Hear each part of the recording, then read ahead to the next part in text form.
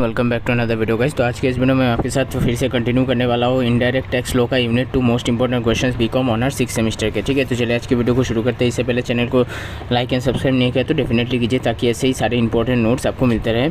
ठीक है, तो यहाँ पे सबसे पहले बात करते हैं क्वेश्चन नंबर 10 की। क्वेश्चन नंबर 9 तक मैंने सारे वीडियोज़ बना दिए हैं, जाके देख सकते हो।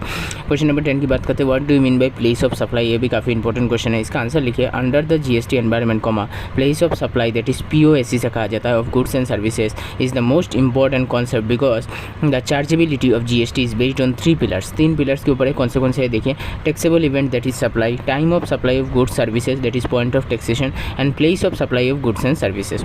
Therefore it can be said that place of supply is very significant for computation of tax under GST regime.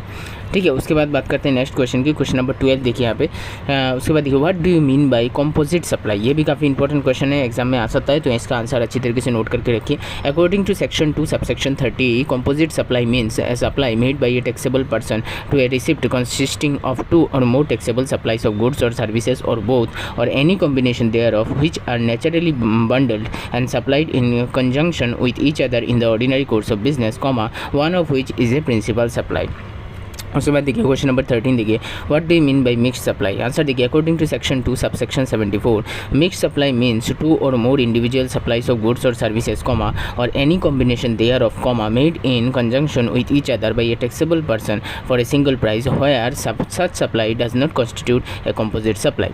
तो ये रहे 3 क्वेश्चंस। अगले क्वेश्चन की तरफ चलते हैं, क्वेश्चन नंबर 14। और हाँ, मैं आपको एक चीज़ बता दूँ, अगर आपको ये सारे क्वेश्चंस की PDF चाहिए तो आपको बहुत ही ज़्यादा कम रीजनेबल रेट में मैं सारे के सारे PDF शेयर कर दूँगा। यहाँ तक कि बीकॉम ऑनर्स के जितने भी 6 सेमेस्टर के पेपर है, 5th सेमेस्टर के सारे नोट्स मेरे पास अवेलेबल है। Principles of marketing, human resource management, management principles and application, e-commerce, हर तरीके के सब्जेक्ट्स के नोट्स आपको मिल जाएंगे। ठीक है, तो अगर आपको चाहिए तो व्हाट्सअप में आप मुझसे संपर्क कर सकते हैं।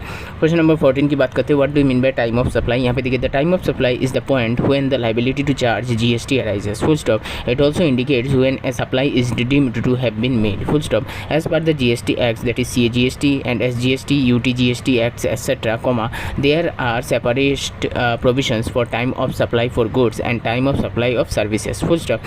They are discussed below। उसके बाद नीचे देखिए लिखा हुआ है, according to section 12 subsection A of the AGST Act 2017, the liability to pay tax on goods shall arise at the time of supply as determined in accordance with the provisions। उसके बाद देखिए फिर से, according to section 13 subsection 1 of the AGST Act, 2017, the liability to pay tax on services shall arise at the time of supply, as determined in accordance with the provisions of this section। तो ये रहे आज के video में, मैंने 4 questions आपके साथ discuss किया है। अगले वीडियो में क्वेश्चन नंबर 15, 16 बाकी बहुत ही इंपॉर्टेंट क्वेश्चंस कवर करेंगे। आई होप आपको वीडियो पसंद आए। वीडियो पसंद आए तो चैनल को लाइक कीजिए, शेयर कीजिए, सब्सक्राइब कीजिए, बेल आइकन को दबाइए, किसी वीडियो से आपको मिलते हैं अगले वीडियो में और एक इन्फॉर्मेटिव वीडियो के साथ। और कोई भी क्वेश्चन है तो कमेंट कीजिए, मैं उसका रिप्लाई जरूर करूँगा।